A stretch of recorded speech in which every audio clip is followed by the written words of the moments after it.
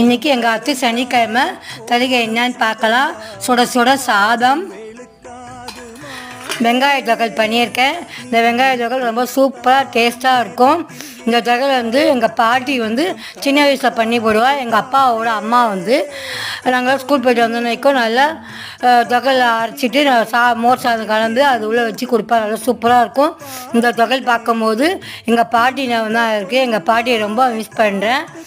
இது எங்கள் பேர் சின்னி பாட்டி பேர். சின்னி பாட்டி தொகல் வச்சுருக்கேன். நான் இந்த பெரிய வெங்காய தொகல் பண்ணியிருக்கேன். நல்லா சூப்பராக இருக்கும்.